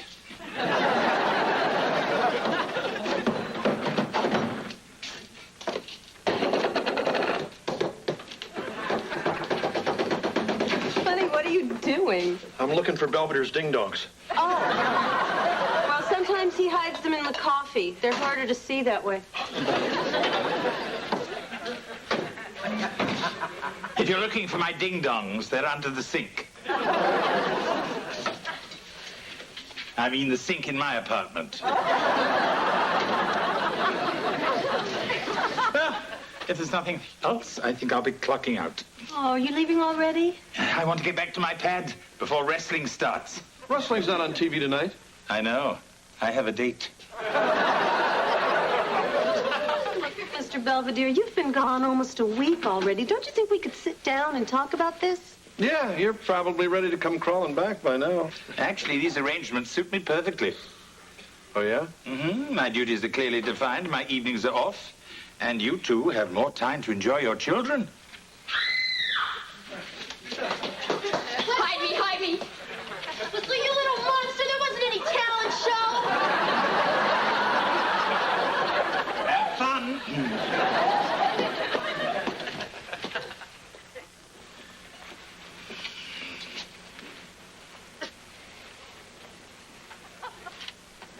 It's abnormal psychology. Oh, is there a chapter on Wesley? I'm sorry, Kevin. I'll let you study. Thanks. I've got a really big test tomorrow. Do you mind if I watch a little TV? Sure. Thank you. Oh, I'd like to buy an apostrophe. You twit, you can't buy a punctuation mark. Where do they get these people? Belongs to them now. He has their blood.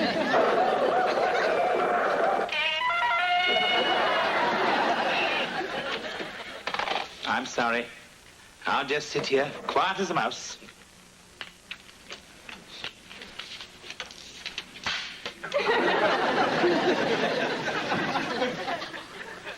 I have to eat. See you later, Mr. Belvedere. I've got an 8 o'clock class. That's funny. So do I. I thought with the campus right next door, why not take advantage of it? So I enrolled in your psych class. I hope you don't mind. Sure, why not? What about my economics class? You taking that too? No, I'm teaching it.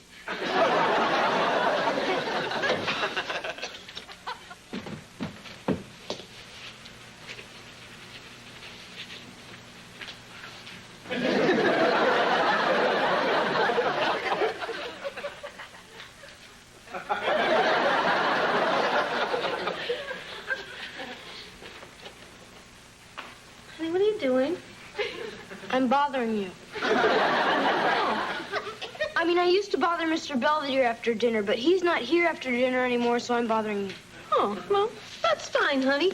Why don't you sit down right here and you can bother me all you want. But that's no fun. Mr. Belvedere usually says get lost or go play on the expressway or something. Hey, Mom, look who's here. Yeah, what's his name? Our oldest kid. Nice to see you, stranger. Oh, you look so thin. Are you getting enough to eat? Not if he's living with Belvedere. So tell us, how's everything going? It's going okay. I guess I'm just not used to seeing so much of Mr. Belvedere. I saw him once in just a shower cap. I mean, he's there every morning, every night. He's even taking classes with me now. Well, I'm sure it'll all work out. Well, I really can't stay. I've got a date with Denise. Just stopped by to get some tapes I left in my room. Oh, hey, Kev, they're not up there anymore. They're in the garage with the rest of your junk. Huh? Well, with you gone, we all discussed it and decided to make it into a little TV room. Oh. When did all this happen? About 5 minutes after you left. Hey, pal, don't feel bad. It was either that or give it to Belvedere. You mean that's how he wound up with me? Yeah, you're so lucky. I'll be in the garage, screaming.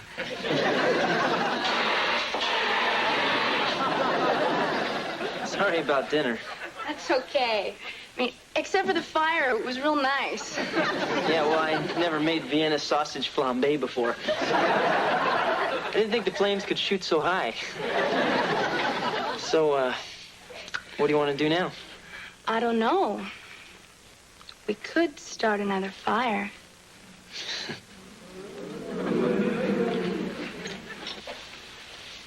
Kevin, is this your tie? I found it hanging on the doorknob. Belvedere. Oh, I'm sorry. Did I interrupt something?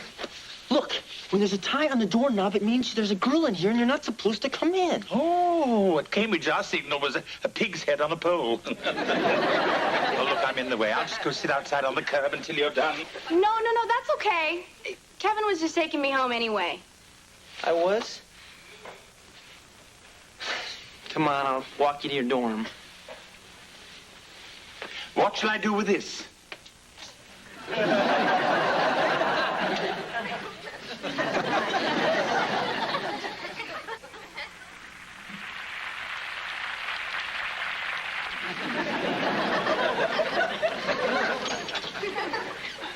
I'm home. This is the final Jeopardy question, and the category is hostess products. You probably bet everything. Did someone have a bad day? Hey, what happened? I thought you were going to clean this place up. I was going to make the bed. Then I realized I was in it. What's the matter? It's just, I bust my butt all day at school. I spend 5 hours on my feet slinging greasy chicken to come home to what? I mean, the place is a mess, and there's not even dinner on the table. Suppose you realize that I happen to work, too. Look, I'm too tired to fight, all right? Oh, sure, you come waltzing in here and start criticizing, and when I try to say something, all of a sudden you're too tired. Look, don't start with me. Oh, I'm the one who started? Hey, Fred and Wilma, you want to knock it off in there? What's happening to us, Kevin? I don't know, but I'm getting scared. It seems that our little arrangement isn't quite working. No. I guess we just get along better in small doses. But we sure did give it the old college try, huh? No, we certainly did. But perhaps some things just aren't meant to be. Right. I'll help you pack. Okay, I called. 2 pair. 3 of a kind. Full house, I win. Now you both have to take off your shirts. What? That's the way Grandma Huffnagel taught me. Hi. Hey, Kev. Moving back in?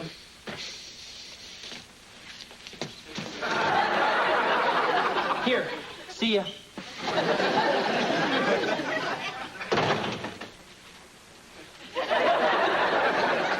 He hates long goodbyes. So, what's the story, Belvedere? Yeah, you moving back in? Yes. I have decided that all of you have suffered enough, including Kevin.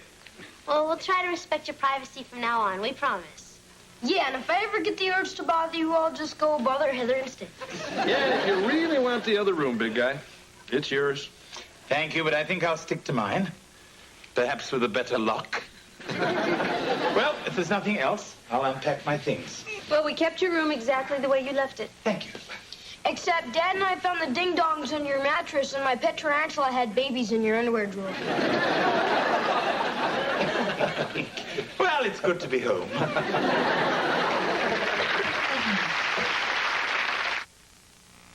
Mr. Belvedere will be right back.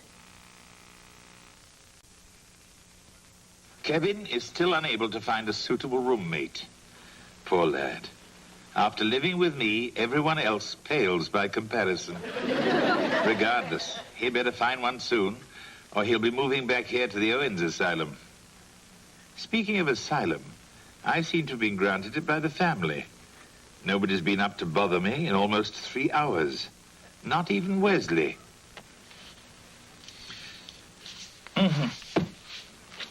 Perhaps I'll go and bother him.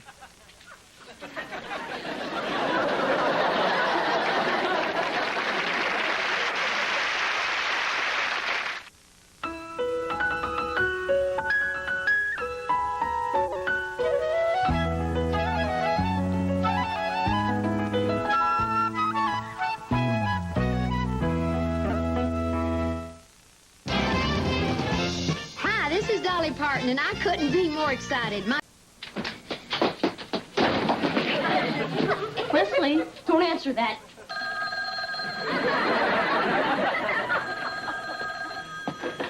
Hello, Hortense.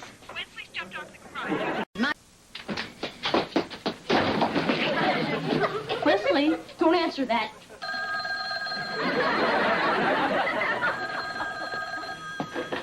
Hello, Hortense. I'll see to it. Goodbye, Hortense. Well? Mrs. Huffnagel claims that Wesley was using Grandma Huffnagel's shawl for parachuting off the garage roof. Wesley Owens, you could have been killed. Not really. Grandma Huffnagel was sleeping one off on the lawn, and she broke my fall. You go up to your room and don't come down till I tell you. Yes, ma'am. And while you're at it, I want you to write that valedictory speech for your graduation. Come on, Mom. Just because I got the best grades in school, why do I have to write a speech about it? To be named 6th grade valedictorian is a great honor, and I'm proud of you. Great, then maybe you should write it. Don't you sass me, mister. Kevin, you're home early. I thought you had a date with Cindy. You won't believe it, Mr. Belvedere. It was incredible. Suddenly we started trembling. The car was vibrating. The whole earth was tossing and turning. Cindy must be quite a girl. Huh? No, I saw a UFO. You know, like a flying saucer. See, we were parked up on Lookout Mountain, and I looked up and I saw this big round silver thing with little rotating lights. Well, perhaps it was an airplane or a helicopter. Maybe it was a blimp. Hey, I know a blimp when I see one. I mean, you know what I mean.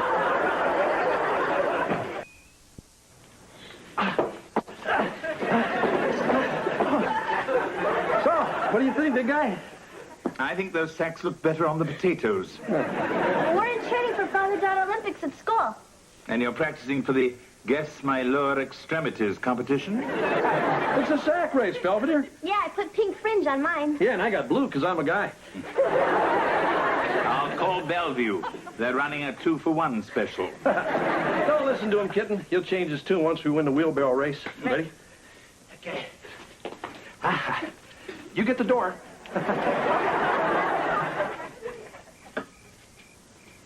Greetings, Earthling. Mr. Belvedere, looking for that spaceship. I think I finally located the Big Dipper. Oh? Yeah, take a look. Kevin, those are the Huffnagel's Christmas lights. They never took them down. Go ahead, make fun. But you'll feel different when I make contact with aliens and I'm on the cover of Time. Just keep that thing pointed away from Fifi Huffnagel's window, or else you'll be doing time. I mean, I can't believe we got talked into going to the stupid graduation dance. It's for geeks. Don't worry. I got a few tricks up my sleeve that'll keep things jumping. All right. Mrs. Owens is ready to drive you gentlemen to the party. We're all set. Any progress on the valedictory speech? It's on the table. Good evening, ladies and germs. Well, it's a start. It's finished.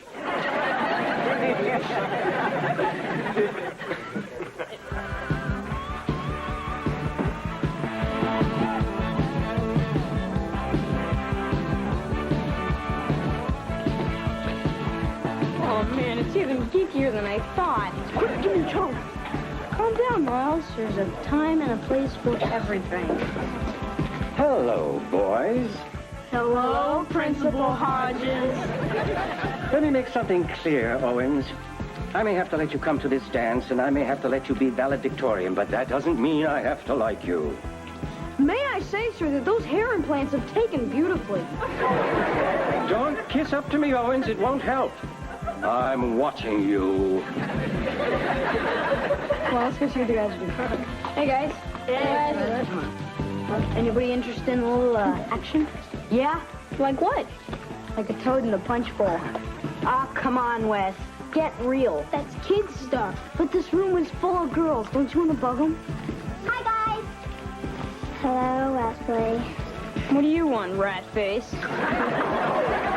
Oh, Wesley. You've called me that since kindergarten. Don't you think it's about time you use my real name? Okay, what do you want, barf brain? Wesley T. Owens, you are gross. Yeah, get with the program. I'll dance with you, Roberta. Okay. Fine. Let's get out of here. Oh, Roberta looks kind of cute. What? Oh, nothing. Looks like it's toad time, and this is the place. Cover me. Young people, the refreshment table is now open. I'm sure we're all grateful to our hard-working cafeteria staff for this lavish spread of sponge cake and punch.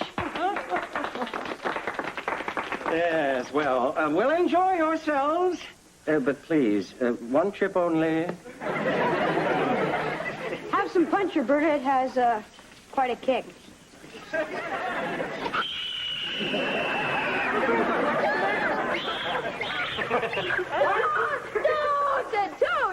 Toad! It's a joke. I'm just making everybody laugh. Mr. Owens, the kindergarten party is down the hall. Perhaps you'd be more comfortable there. No, I'll stay here. Then stop acting like such a spaz. Why don't you just take your stupid old told him get out of here. Yeah. Fine, I didn't want to come to this party anyway. Come on, let's go, Miles. I'm gonna stay here. Huh? Why? I want to dance. Fine, who cares? I'm getting out of here. While you're at it, why don't you grow up? Yeah.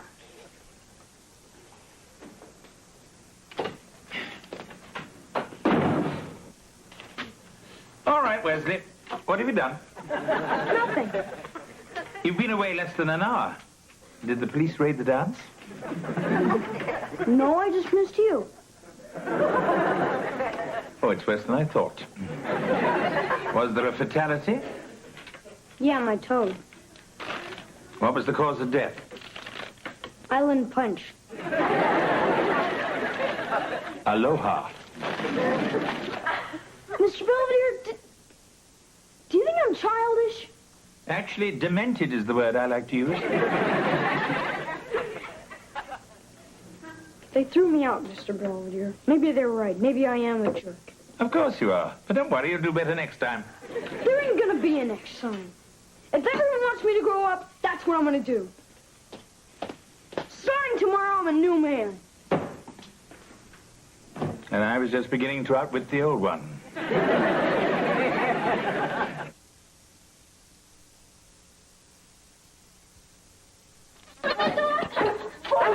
Close the door! Well, that's the first time I ever saw a dog with a fin on his back. When he ripped that fence post out of the ground and started chasing you, I thought you were a goner. Well, sit down. You'll feel better with a little breakfast under your sweats. Oh, can't. We got to do one more mile before I go to school. Ready, Dad? Right behind you, kitten. Yeah. Well, let's go out the front. Gee, I hope George isn't overdoing this training thing. Yes, he did look dog-tired. Morning, all. Hi, honey. Gee, don't you look nice. Is there something special at school today? No, except we have a new substitute teacher, and I just want to make a good impression. Honey, are you feeling all right? Never better. Would you like some breakfast? We have Cocoa Crunches. Not really, that's for kids. I think I'll just grab a cup of coffee on the way in. Bye, all.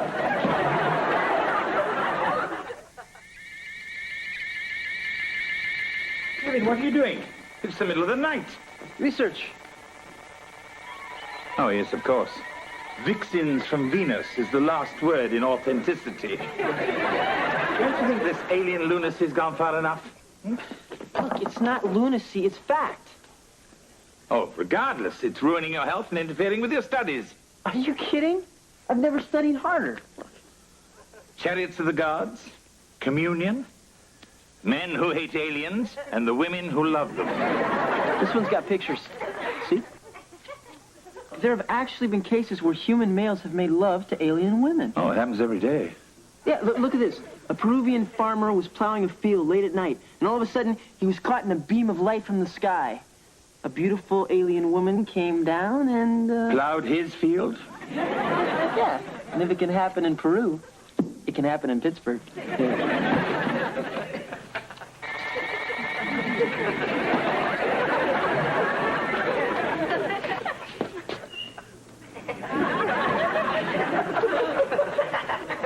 Hello, George.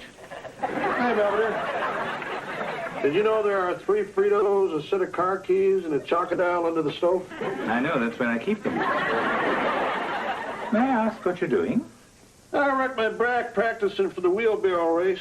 I figured this might help. I see. I thought that father-daughter thing was going to be a bunch of fake girl sports. Some of those kids are killers. Oh. I took a hit in dodgeball and I made a soprano out of a shorter girl. Why don't you just tell Heather you're not up to it? No, this is important. The little girl's growing up. Pretty soon she'll be married to some dirtbag husband and I'll never see her. Maybe my last time to do some special stuff with her. George, you're going to have to let go sooner or later. But not right now. Belvedere! Belvedere! Hey, get me off this thing, will you? Good afternoon, all. Hi, honey. You're home from school awfully late. Did you have detention? No, a meeting at the Dairy Queen. Possible distribution deal for the school paper. Honey, is there anything you'd like to talk about? Now that you mention it, I was wondering if I could give a party here. Party? Nothing fancy, just a casual little get-together with a few of the right kids. Make some contacts, do a little networking. Well, sure. Hey, we could have ice cream and little hats and, hey, maybe even a clown. Let me get back to you on that. I'm gonna go make some Postum and wheat thins. He's sick, isn't he? The Hoffnagels must think so. They've just taken their house off the market. I'm worried about him, Mr. Belvedere. Oh, I assure you, Mrs. Owens, that underneath that three-piece suit, there beats the heart of a potential felon. Can I help you? Yeah. Bob Kincaid, Mutual of Pittsburgh. Someone here called about buying some long-term life insurance. No? That's for me.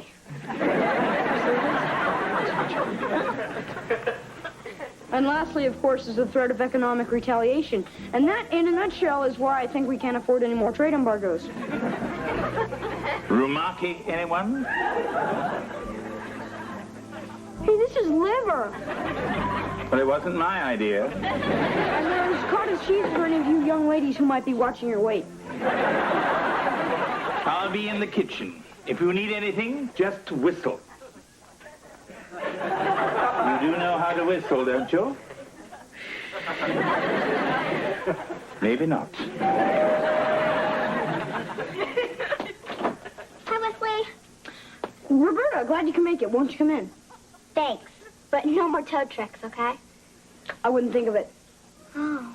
Hey, Wes, can't we play a game or something?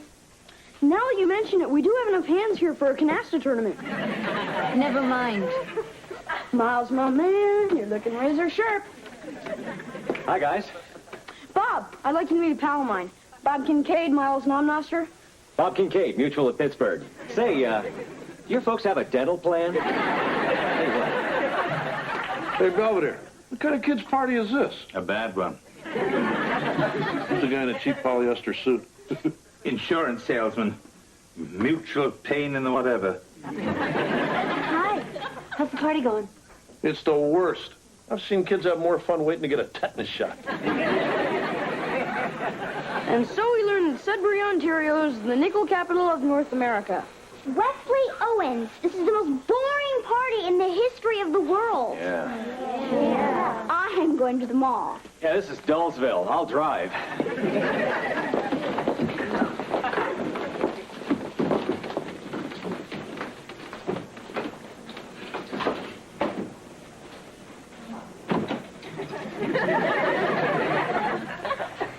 Where is everybody going? We've still got 15 pounds of Rumaki. Forget it. The party was a disaster. Even the insurance guy left. Oh, it wasn't so bad. I came away with a full medical plan. What am I supposed to do, Mr. Belvedere? When I act like a kid, everyone laughs. And when I act grown up, everyone leaves. Well, maybe you should stop acting. Huh? Wesley, life is a series of cycles. Your childhood was cycle 1, and now you're entering cycle 2. You make me sound like an old dog. Wesley, I never thought I'd bring myself to be able to say this, but you've got to be yourself. Yeah, right.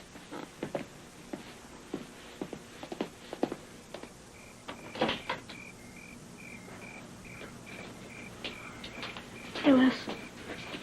What's the matter? Was the mall closed? Wes, we came back because we kind of feel bad about what happened. Yeah, right. Wesley, when I told you to grow up, I just meant act a little more your age. We're still your friends, no matter how dopey you act. Well, you sure don't act like it. I know it sounds strange, Wes, but I think the kids are sincere. Thanks, Bob. You bet.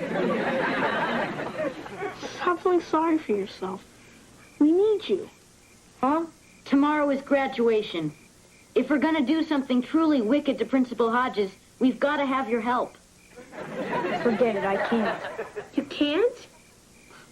The greatest criminal mind in the history of the school? Can't? Nope. Wait a minute.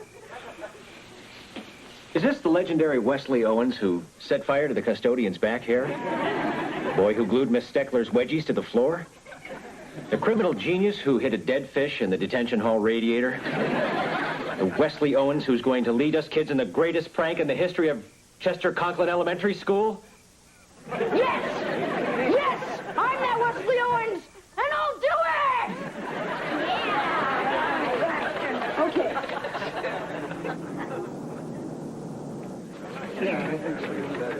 Gee, it's a good thing we got here early. The place is really filling up. Oh, you wouldn't think so many teachers would show up for Wes's graduation. Give the people what they want and they'll turn out.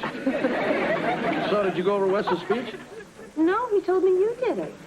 Have you seen it, Mr. Belvedere? No, all that Wesley said was that he'd prepared something special. Maybe we better map out the nearest exit.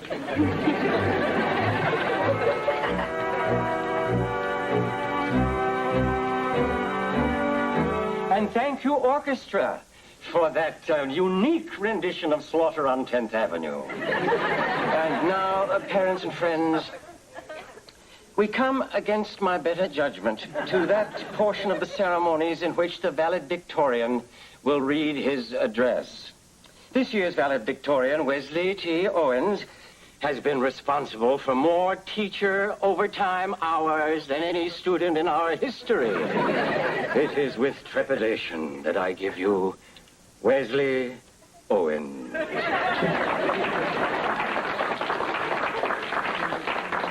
Thank you, Principal Hodges. On behalf of the graduating class, I would like to welcome you to our graduation.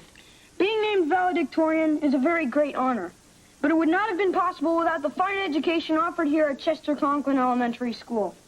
An education of mind and of heart, for here we have learned not only to be ourselves, but to be the best selves we can possibly be. As we face an uncertain future, we can do so with full hearts, knowing that we come away from this place with the knowledge that will guide us through the shoals and rapids that lay ahead. Thank you all. That's it? Yes, sir. Well, in that case, I guess I can release the SWAT team. Now, if everyone will join me in singing the school song.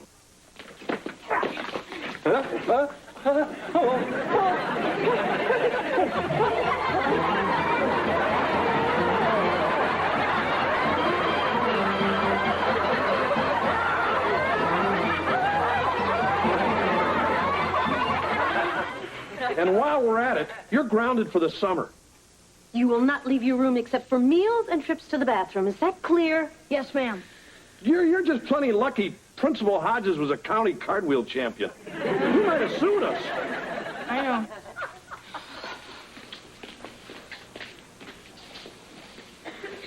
But you gotta admit, it was a great prank. I'd give it 4 stars.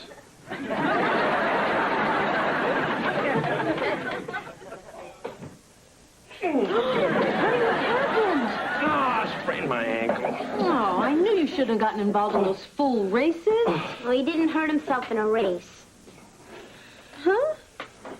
Well, I was so excited to be there, I caught my foot on a seatbelt restraint and fell out of the car. Honey, this is hurt. Not as much as my pride.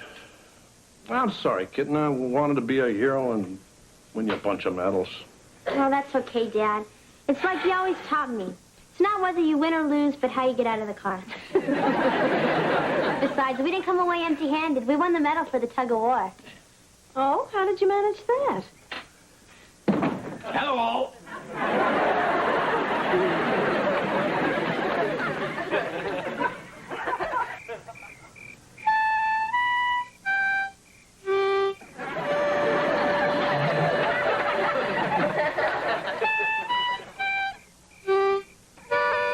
Careful, or you'll draw harmonicats.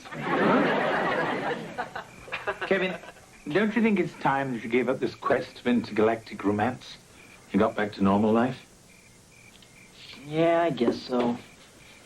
It's just, once you've seen something that spectacular, you want to see it over and over. More than that, you want to be part of it. I know. I felt that way the first time I saw Ursula Andress. Kept some dinner in the oven. Oh, no, thanks. Cindy invited me over to her place, and she said I can have anything I want. Sounds like a good offer. Yeah. See ya.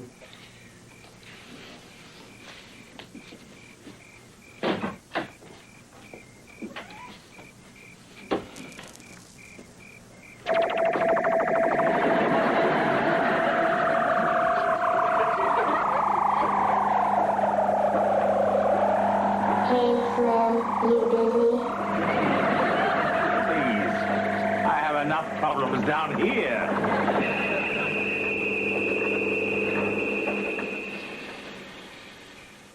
Intergalactic twit.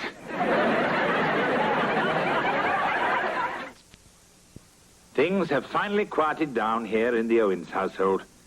George has hobbled off to bed, proud to know that in Heather's heart, he is still a winner. Wesley sleeps off the first night of his month sentence in his room. I think it will take 3 days to get the smile off his face. Kevin, having given up the pursuit of UFOs, has returned to campus and the study of other heavenly bodies. I, on the other hand, have developed a great fondness for extraterrestrials.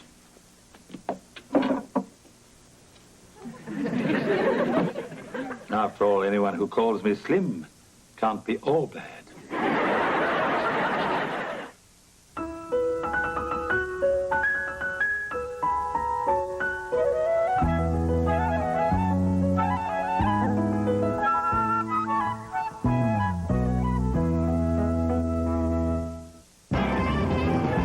Hey now, Hawk here. Dig this. I've only got 10 seconds to advise you to catch Spencer for hire tomorrow. Advising is what I do best. Watch. Sunday at 7, the world's most extraordinary couple has returned. Alan and his mermaid wife, Madison, in the all-new Splash 2.